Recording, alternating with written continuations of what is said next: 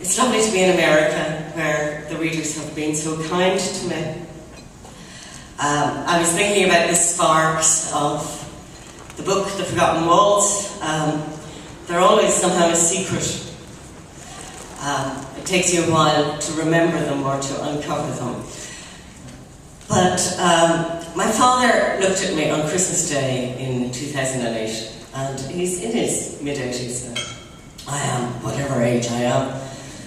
I spent a year on the road in 2008, trying to look well known. And he looked at me, and you know, I'm too fond of my father to talk about him much. I talk about my mother all the time. I say, oh, my mother said this, and then she said, oh, your hair wasn't combed right, or whatever. But I don't talk about my father much, and he doesn't talk much at all. He's a quiet man. And these silences in our lives, I think, are the most interesting thing.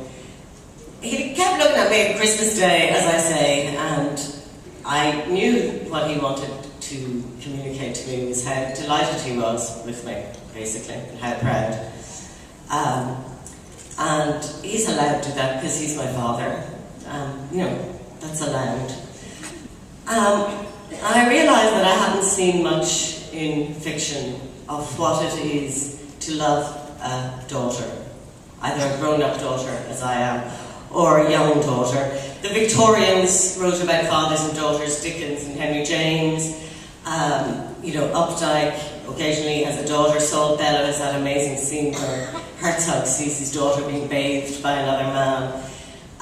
But modern male writers, it seems to me, don't write much about family men. I think it's turning again now in recent years. But for, you know, the formative years of my writing life, the family man was not the man you met in literature. And how a man loved was not something you were necessarily going to find out by page 63. This, despite the fact that on the plane coming over, the guy beside me did nothing but organise pictures of his little daughter to music, from maybe the age of 6 to the age of 10. So this unspoken thing, this unwritten thing, I mean, I'm always interested, as I say, in the silences. This very benign and yet somehow still taboo subject was part of the secret argument of The Forgotten Waltz. It is the kind of the underground stream, as it were, that surfaces at the end of the book. It is this sweet water that runs underneath it. I was born in Dublin, reared in Dublin, which is a writing town. In, you know, Manhattan, if you want to make your mark, you go out and make money. In Dublin, you go home and write a book. That's what we do. It's painful at times. So you're talking to somebody perfectly normal, you know them all their life, and then they suddenly turn around and write a book. But when people say, why did you become a writer? How did you become a writer? When did you decide to become a writer? I don't know if I decided at all. I think it was just the kind of thing that somebody like me did in Dublin.